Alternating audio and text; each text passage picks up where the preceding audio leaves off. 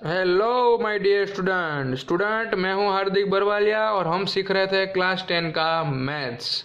तो बच्चों क्लास 10 के मैथ्स में हम पहुंच गए थे चैप्टर नंबर 9, उसकी एक्सरसाइज 9.1 और उसके लास्ट दो समी बाकी रह गए हमारे। जी हाँ, कौन से? 15 और 16। तो चलिए आज उसको फिनिश कर देते हैं।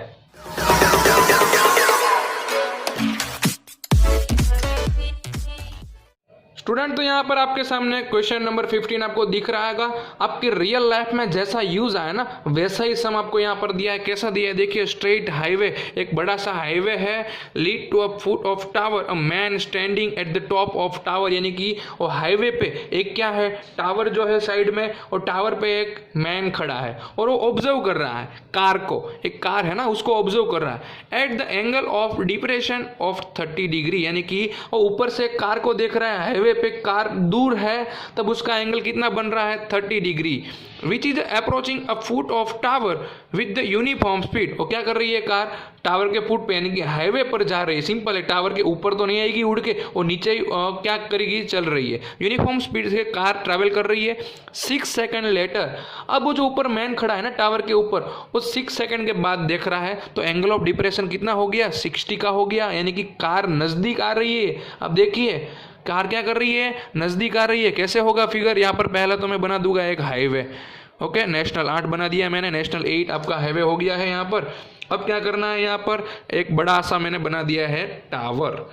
तो टावर की टॉप पर एक क्या खड़ा है? एक मैन खड़ा है। तो कार सपोज यहाँ पे है, पहले मैं छोटी सी यहाँ पर फिगर बना देता हूँ कार की, मुझे आती तो नहीं है, ऐसे बना दिया है। ओके, तो यहाँ से पहले कार को देख रहा है ना, तो डिप्रेशन एंगल यानी ऊपर ही होगा कि नहीं होगा? लेकिन सिंपल है, मुझे ऊपर ड्रॉ करने की ज़रूरत नहीं है, क्योंकि एंगल जो दूर होता है ना आपके नज़दीक नहीं होगा, तो एंगल छोटा ही होगा और नियरेस्ट जो एंगल बनेगा वो आपका बड़ा ही होगा। अगर आपको ऊपर बनाना है एंगल तो हम बना देंगे, उसमें कोई दिक्कत नहीं है। देखिए यहाँ पर मैंने एक हॉरिजॉन्टल लाइन बना दी है और उसके साथ 30 डिग्री का एंगल बना दिया है। अब वो मैन जो है ना यहाँ से खड़ा खड़ा देख रहा है, तो कार तो ट्रैवलिंग कर रही है कहाँ पर? तो भाई टावर की ओर कार आ रही है, तो कार यहाँ पर आ गई बच्चों, देखियो मैंने ड्रॉ कर दिया है।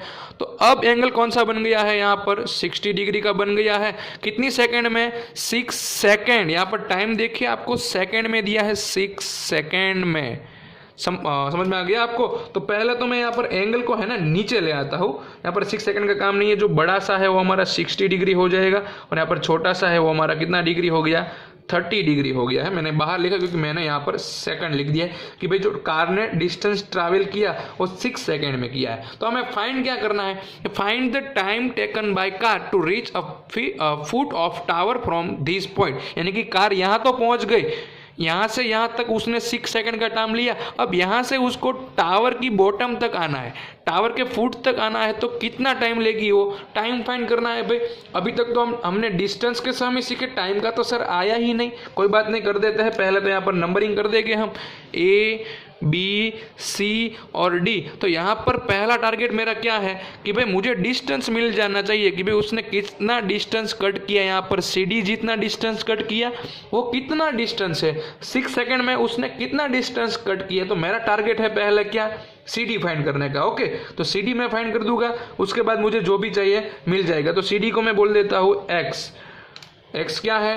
तो भाई दो कार के जो कार ने डिस्टेंस ट्रैवल किया वो। तो यहाँ पर पहले मुझे मिल जाएगा A B is equal to height of tower. दी है हमें? नहीं दी है, height of tower. Okay, C D क्या है?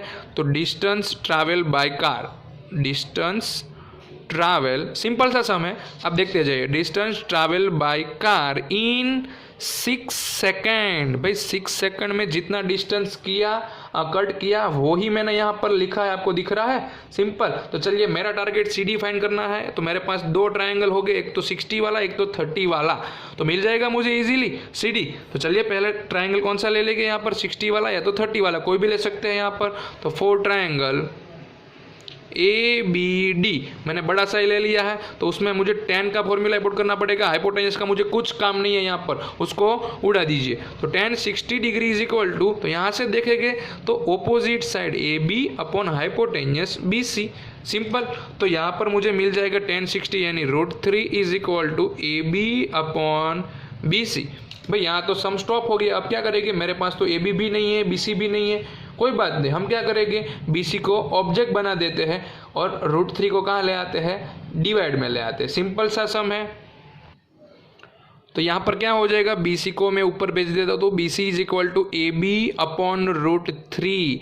यहाँ पर मुझे एक इक्वेशन मिल गया है कि भाई जहाँ पर भी मुझे BC हो जाएगा, BC मिलेगा, तो BC की प्लेस पर मैं क्या पुट कर सकता हूँ, AB अपॉन √3 पुट कर सकता हूँ। सिंपल। चलिए दूसरा ट्राइंगल भी ले लेते हैं। यहाँ पर कौन सा हो जाएगा, ABD। तो सॉरी यहाँ पर हमने ABC का यूज़ किया था। हाँ भाई, यहाँ पर कौन सा यूज़ कर लिया था हमने, ABC। अब हम ABD को ले रहे हैं, तो ABD के लिए कौन सा होगा यहाँ पर, थीटा 30 डिग्री, तो tan 30, और 30 की ऑपोजिट साइड AB हो जाएगी और डिवाइड में हो जाएगा पूरा BD। तो मुझे BD नहीं लिखना है बच्चों, BD की प्लेस पर मैं क्या लिख दूंगा, 2 पार्ट लिख दूंगा डायरेक्टली। कौन से, BC प्लस CD। आपका एक स्टेप कम हो जाएगा और आपका टाइम भी बच जाएगा। अब हम क्या करेंगे, तो अब हम यहाँ पर वैल्यू पुट कर देंगे। tan 30 की तो वैल्यू 1 अपॉन √3 ही है। AB तो हमें पता नहीं है बच्चों। यहाँ पर BC, तो BC की प्लेस पर हम क्या पुट कर सकते हैं, AB अपॉन √3 कर सकते हैं वैल्यू। तो AB अपॉन √3 मैंने कर दिया, प्लस CD तो हमें फाइंड करना है ना, तो CD की प्लेस पर x पुट कर दीजिए, या तो CD का CD रहने दीजिए, हमें x की कोई ज़रूरत है ही नहीं, x को निकाल देते हैं। ओके, डायरेक्टली हमें CD मिल जाएगा, कोई दिक्कत नहीं है। चलिए, तो अब बच्चों हमारा टारगेट क्या है, CD फाइंड करने का। तो CD के लिए तो पहले तो मुझे LCM लेना पड़ेगा। तो यहाँ पर हम 1√3 इज इक्वल टू ऊपर AB का AB डिवाइड में अगर मुझे क्या करना है, यहाँ पर √3 LCM लेना है। तो जहाँ पर भी √3 नहीं है वहाँ पर मल्टीप्लाई, यानी कि CD के साथ √3 का मल्टीप्लाई करना पड़ेगा, √3 CD। देखिए थोड़ा कॉम्प्लिकेटेड सम है, एक ही सम ऐसा है थोड़ा कॉम्प्लिकेटेड, ध्यान दीजिए तो आपको समझ में ईजिली आ जाएगा। यहाँ पर √3 डिवाइड में है तो उसको ऊपर भेज देंगे, तो ऊपर AB के साथ क्या हो जाएगा, मल्टीप्लाई में √3 चला जाएगा और डिवाइड में हो जाएगा AB plus √3 CD। Simple. Okay, चलिए अब क्या करेंगे, यहाँ पर क्रॉस मल्टीप्लाई कर देते हैं बारी बारी। तो पहले तो AB प्लस √3 CD का 1 के साथ करेंगे तो क्या रहेगा, वही का वही रहेगा, AB प्लस √3 CD।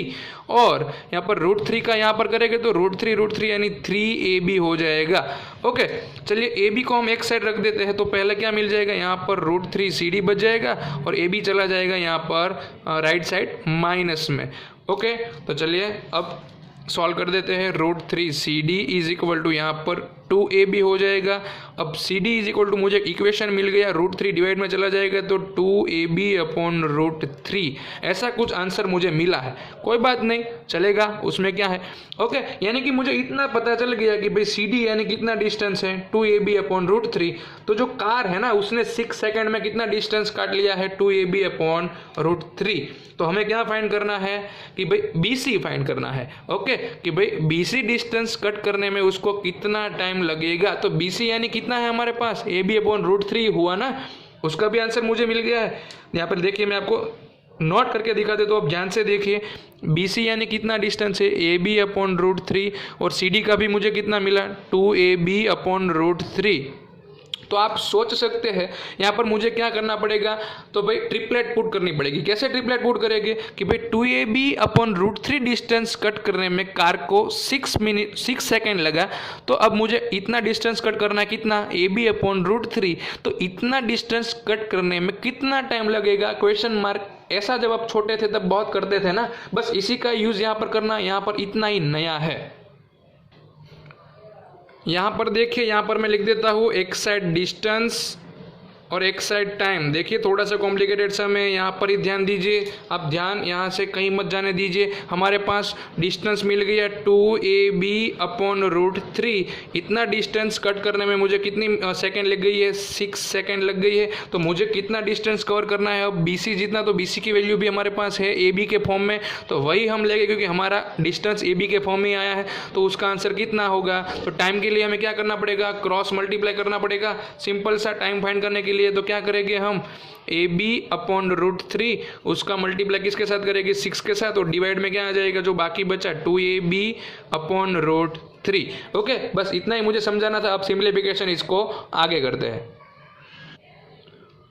तो अब आप यहाँ पर देख सकते हैं AB और AB ऊपर ऊपर दोनों है तो क्या हो जाएगा, कट हो जाएगा, सिंपल। तो यहाँ पर ऊपर क्या बच गया है 6√3 और डिवाइड में 2/√3 बच गया, उसको मुझे मल्टीप्लाई में लिखना है तो इनवर्स करके लिखना पड़ेगा, यानी कि √3/2 तो √3 कैंसल, यहाँ पर 2 3 जा, यानी कि कितनी सेकंड लगेगी 3 सेकंड ही, ओनली 3 सेकंड के लिए हम इतना बड़ा सम कर रहे थे। समझ में आ गया आपको कितनी सेकंड लगेगी 3 सेकंड। तो यहाँ पर हमें आंसर लिखना है तो हम क्या लिख सकते हैं देयरफॉर तो कार ट्रैवल डिस्टेंस, हमें डिस्टेंस ही करना है ना, तो time taken by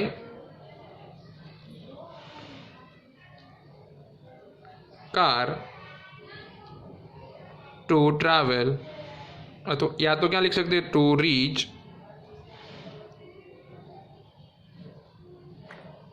the foot of tower from point is 3 second. Okay, बस इतना सा ही सम था, सिर्फ नया था तो इतना ही है सम में, बाकी तो आपने 2 डिस्टेंस फाइंड कर लिए थे ही, सिर्फ आपको टाइम में कन्वर्ट करना था। ओके, तो यहाँ पर हमारा सम नंबर 15 फिनिश हो गया। अब लास्ट सम बाकी है, साथ में देख ही लेते हैं 16 वाला।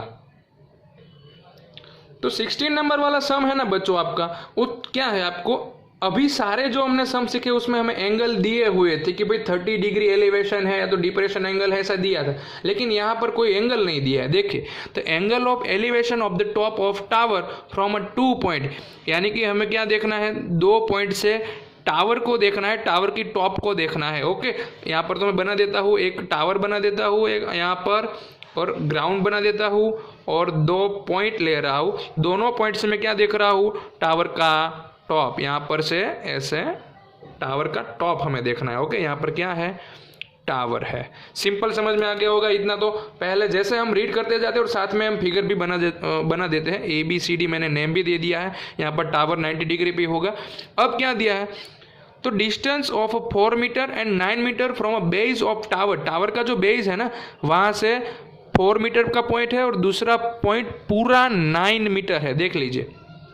In the same straight line, दोनों एक ही साइड है, विथ इट्स कॉम्प्लीमेंट्री, यानी कि एंगल कौन सा बन रहा है दोनों में कॉम्प्लीमेंट्री। तो आपको पता होना चाहिए बच्चों, यहाँ पर एक लॉजिक याद रखना है कि भाई 2 एंगल है A और B सपोज, तो कॉम्प्लीमेंट्री यानी दोनों का एडिशन कितना हो जाएगा 90 डिग्री, सिंपल, उसको हम क्या बोलते हैं कॉम्प्लीमेंट्री एंगल। सपोज मैंने एक एंगल को थीटा बोल दिया, आपका A एंगल थीटा है, चलिए A एंगल मैंने थीटा बोला, तो B कैसे फाइंड करेंगे आप, तो भाई B एंगल के लिए आपको क्या करना पड़ेगा, तो थीटा को उस साइड जाएगा तो माइनस हो जाएगा, तो 90 माइनस थीटा, ऐसा दूसरा एंगल मैं फाइंड कर सकता हूँ, सिंपल ऐसे ही कि भाई एक एंगल थीटा तो दूसरा एंगल कितना हो जाएगा 90 माइनस थीटा।